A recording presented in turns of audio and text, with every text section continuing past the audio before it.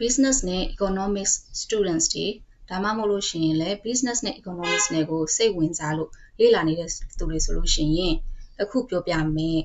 အလုပ်လက်မဲ့၄မျိုးအကြောင်းကိုသိထားသင့်ပါတယ်အားလုံးမင်္ဂလာပါ Morans Classroom ကနေပြီးတော့ပြန်လည်ကြိုဆိုပါရစေအခု employment type ၄မျိုးတွေကပထမဆုံးတစ်မျိုးကိုအရင်စပြောပါမယ်သူကတော့ frictional and employment အဲ့ဒါကဘယ်လိုဖြစ်တယ်လဲဆိုတော့သူကကြတော့ temporary ပေါ့နော်ယာယီပဲဖြစ်တာအချိန်အကြာကြီး unemployment အလုပ်လက်မဲ့ဖြစ်နေတာမျိုးမဟုတ်ဘူး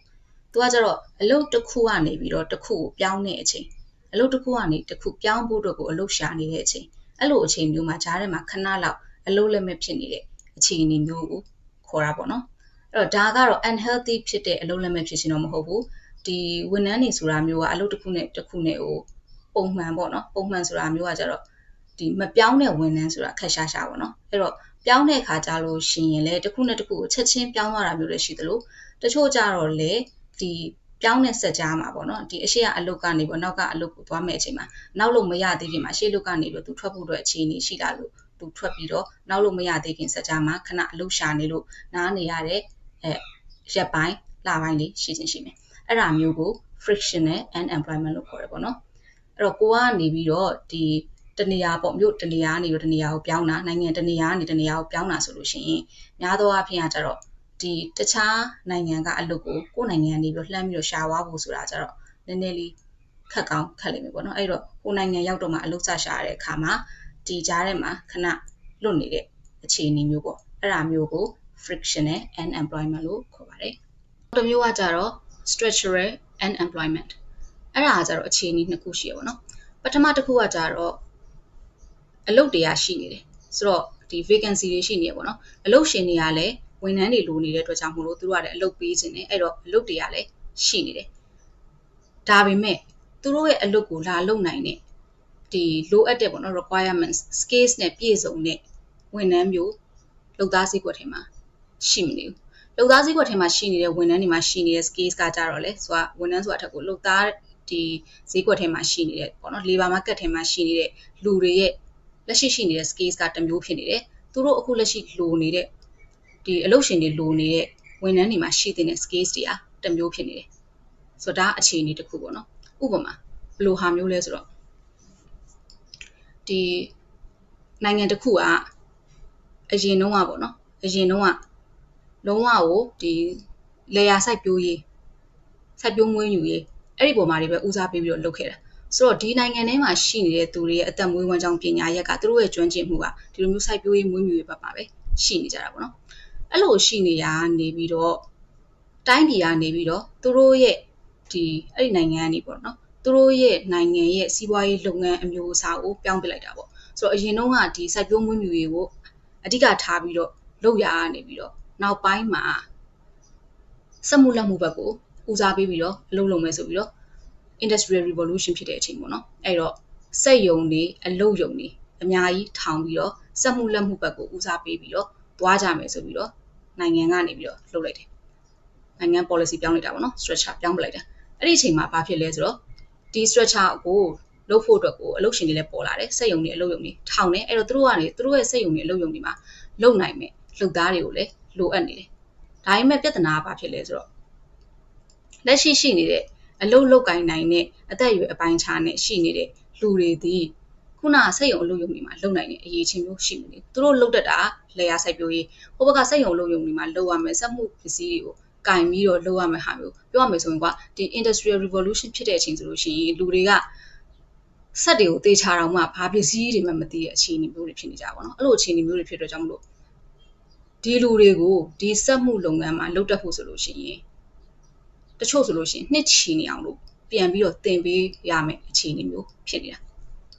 ဆိုတော့နိုင်ငံကလည်းဒီလိုမျိုးပြောင်းလာတော့မှပဲသူလည်းတခြားနိုင်ငံတွေနဲ့ဒီတိုးတက်မှုကိုရှင်းမောင်တန်းနိုင်မှာအဲ့ဒီတော့နိုင်ငံရဲ့စီးပွားရေးပုံစံကိုပြောင်းမှဖြစ်လိမ့်မယ်အဲ့တော့ခုနတောင်သူလယ်သမားဖြစ်နေခဲ့တဲ့စိုက်ပျိုးမွေးမြူရေးသမားဖြစ်နေခဲ့တဲ့လူတွေကိုဒီဘက်ကနေပြီးတော့စက်ယုံလုပ်သားတွေဖြစ်သွားအောင်ဒီဘက်က technicians ပေါ့နော်ပြောရအောင်ဆိုလို့ရှိရင်ဒီစက်ပစ္စည်းရင်းနဲ့အကျွမ်းတဝင်ရှိပြီးတော့လုပ်တတ်ကင်တက်သွားအောင်လို့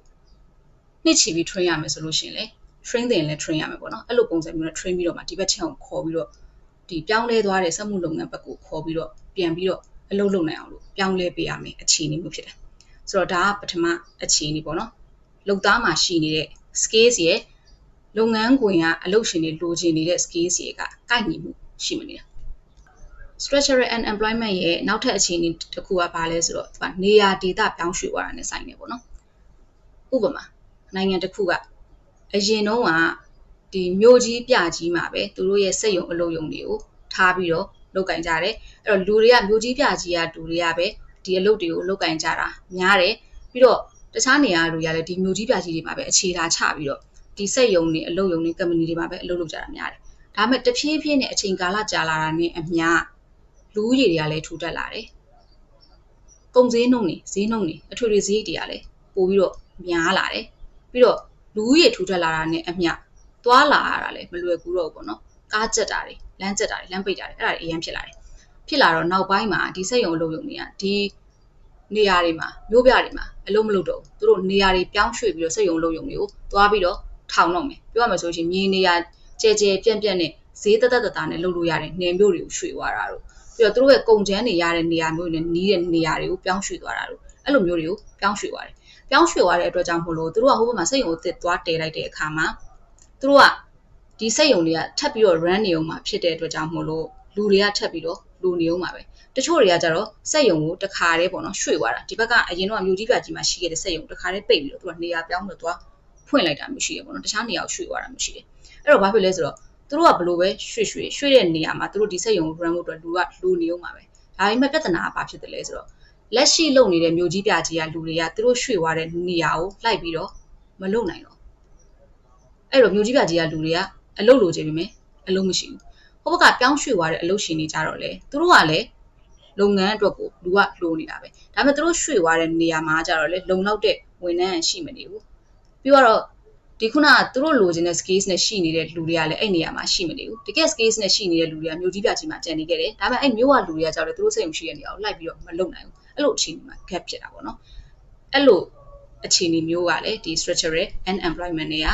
အခြေအနေတစ်ခုထဲမှာပါတာပေါ့နော်အခုနားထောင်နေတဲ့သူတွေမှာကျမရဲ့ YouTube channel လေးကို subscribe မလုပ်ရသေးတဲ့သူတွေပါတယ်ဆိုလို့ရှိရင် subscribe လေးလုပ်ပေးသွားပါပြီးတော့ဒီ video လေးဆုံးတဲ့အခါမှာ like share comment လေးလုပ်ဖို့လည်းမမေ့ပါနဲ့နော်တတိယမျိုးစားကြတော့ cyclical unemployment လို့ခေါ်တယ်အဲ့ဒါကဘယ်လိုမျိုးလဲဆိုတော့ဒီစီးပွားရေးအခြေအနေမကောင်းတဲ့အချိန်ပေါ့နော်စီးပွားရေးတွေကျဆင်းနေတဲ့အချိန်မှာဆိုလို့ရှိရင်လူတွေကလည်းဝင်ငွေတွေမကောင်းတော့ပစ္စည်းတွေတိတ်ပြီးတော့မဝယ်နိုင်ကြတဲ့အခါကျတော့ဟိုဘက်ကနေပြီးတော့ပစ္စည်းထုတ်မဲ့ဒီလုပ်ငန်းတွေကပေါ့နော်ပစ္စည်းထုတ်မဲ့လုပ်ငန်းတွေကလည်းပစ္စည်းတွေကို short ထုတ်လာပြီဆိုတော့ဝန်ထမ်းတွေလည်းအဲ့လောက်အများကြီးမလိုတော့ဘူးဆိုတော့တချို့ဝန်ထမ်းတွေကို short ချတာမျိုးတွေဖြစ်သွားပြီအဲ့လိုအခြေအနေမျိုးတွေဖြစ်ပြီးဆိုလို့ရှိရင်ဒါကဝန်ထမ်းတွေကအလုပ်ပြုတ်သွားကြပြီပေါ့နော်အလုပ်ပြုတ်သွားပြီးတော့တခြားနေရာမှာအလုပ်သွားရှာဖို့ကြတော့လေစီးပွားရေးကျနေတဲ့အခြေအနေဖြစ်တဲ့အတွက်ကြောင့်မို့လို့ကျန်တဲ့အလုပ်တွေအကုန်လုံးကလည်းအကုန်လုံးဒီလိုအခြေအနေတွေပဲအဲ့ဒီအတွက်ကြောင့်မို့လို့အလုပ်လုပ်ချင်တော့ညာလည်းပဲလုပ်ငန်းရှင်တွေကနေပြီးတော့ခေါ်ပြီးတော့မခန့်နိုင်တဲ့အခြေအနေမျိုးဆိုလို့ရှိရင်ဒါ cyclical unemployment ဖြစ်ပါတယ်နောက်ဆုံးတစ်ခုကကြတော့ seasonal unemployment အဲ့ဒါဘယ်လိုမျိုးလဲဆိုတော့တချို့လုပ်ငန်းအမျိုးအစားတွေဒီတစ်နှစ်ပတ်လုံးလုပ်ငန်းကို run နေတဲ့ဟာမျိုးတွေမဟုတ်ဘူးပေါ့နော်ဘယ်လိုမျိုးလဲဆိုတော့ဥပမာဒီ ski resort run နဲ့လုပ်ငန်းအမျိုးအစားမျိုးဆိုလို့ရှိရင်နှင်းကြတဲ့အချိန်ပဲသူကအဲ့လုပ်ငန်းကိုလုပ်တာနှင်းမကြောက်ဆိုလို့ရှိရင်အဲ့ဒီလုပ်ငန်းကိုရပ်ထားတာအဲ့တော့အဲ့ဒီမှာအလုပ်လုပ်တဲ့သူတွေကလည်းနှင်းကြတဲ့ရာသီဥတုရောက်တော့မှအဲ့ဒီ ski resort ကအလုပ်ပြန်ဖွင့်ပြီးလုပ်ငန်းပြန်လုပ်ပြီးဆိုတော့မှသူတို့မှလည်းအလုပ်လုပ်ရတာဆိုတော့ဒီဟာဖွင့်တဲ့အချိန်ကျတော့မှသူတို့အလုပ်လုပ်ရတယ်ပြီးတော့နှင်းနေမရှိတော့ဘူးຫນွေပြန်ရောက်သွားလို့ပေါ့နော်ဒီနှင်းမကြတော့လို့ဒီလုပ်ငန်းကအဲ့ဒီအချိန်ကိုရပ်ပြီးဆိုလို့ရှိရင်လည်းသူတို့လည်းရပ်တယ်ပြီးလို့ရှိရင်နှင်းနေပြန်ကြလို့ဒီလုပ်ငန်းပြန်ဖွင့်ပြီဆိုလို့ရှိရင်လည်းသူတို့လည်းအလုပ်ပြန်လုပ်တယ်အဲ့လိုအချိန်မျိုးပေါ့နော်ဆိုတော့ဒီသူတို့အလုပ်လုပ်တဲ့အချိန်ကာလမှာကျတော့ employment ရှိနေတယ်အလုပ်လုပ်လို့မရတဲ့အချိန်ကာလမှာခုနကလုပ်ငန်းမလုပ်တဲ့အချိန်ကာလဆိုလို့ရှိရင်သူတို့အလုပ်လက်မဲ့ဖြစ်နေတယ်အဲ့ဒါမျိုးပေါ့နော်ဆိုတော့ဒီအလုပ်လက်မဲ့အမျိုးအစားဒီ seasonal unemployment ကကြတော့သူကခန့်မှန်းလို့ရတယ်ဘယ်အချိန်ဘယ်ကာလမှာဆိုလို့ရှိရင်ဒီလုပ်ငန်းကပြန်လုပ်မှာအဲ့ခါဆိုလို့ရှိရင်အလုပ်ရှိတယ်အဲ့လုပ်ငန်းမလုပ်တဲ့အချိန်မျိုးတွေဆိုလို့ရှိရင်ဒီလိုအချိန်မျိုးမှာဆိုလို့ရှိရင်တော့ဒီလိုလူတွေက unemployment အလုပ်လက်မဲ့ဖြစ်နေပါလိမ့်မယ်ဆိုပြီးတော့ခန့်မှန်းလို့ရတဲ့ အလုပ်လက်မဲ့အမျိုးအစားပေါ့နော်ဒီနေ့ဗီဒီယိုလေးကတော့ဒီလောက်ပါပဲ online tutoring service လိုချင်တယ်ဆိုလို့ရှိရင်အခုပြထားတဲ့ Telegram နံပါတ်ကနေပြီးတော့ဆက်သွယ်လို့ရပါတယ်။ဘာ subject တွေလဲဘယ်လိုမျိုး rate တွေနဲ့ရှိရဲဆိုတာကတော့ Telegram ထဲမှာဆက်သွယ်လိုက်လို့ရှိရင်အသေးစိတ်ရှင်းပြပေးပါမယ်။အဆုံးထိကြည့်ပေးတဲ့အတွက်ကျေးဇူးတင်ပါတယ်။အကယ်၍ဒီဗီဒီယိုလေးကကိုယ့်အတွက်လည်းအသုံးဝင်နေသူများအတွက်လည်းအသုံးဝင်နေဆိုလို့ရှိရင် like and share လေးလုပ်သွားပေးပါ။နောက်ထပ်ဒီလိုဗီဒီယိုမျိုးလေးတွေပေါ့နော်။ကျမကဒီမှာ business နဲ့ပြီးတော့ economics ရဲ့ English ရဲ့ကိုအဓိကထားပြီးတော့သင်ပေးတဲ့channel ဖြစ်တဲ့အတွက်ကြောင့်မို့လို့ဒီလိုဗီဒီယိုမျိုးတွေကိုဆက်ပြီးတော့နားထောင်ခြင်းနဲ့ကိုယ့်အတွက်အသုံးဝင်နေဆိုလို့ရှိရင်ကျမရဲ့ YouTube channel လေးကို subscribe လေးလုပ်ပေးထားခဲ့ပါ Facebook page လေးလည်းရှိတဲ့အတွက်ကြောင့်မို့လို့ Facebook page လေးကိုလည်းအဆင်ပြေဆိုလို့ရှိရင် follow လေးလုပ်ပေးခဲ့ပါเนาะကျေးဇူးတင်ပါတယ်နောက်ထပ်ဗီဒီယိုတွေမှာထပ်ပြီးတော့တွေ့ကြပါမယ်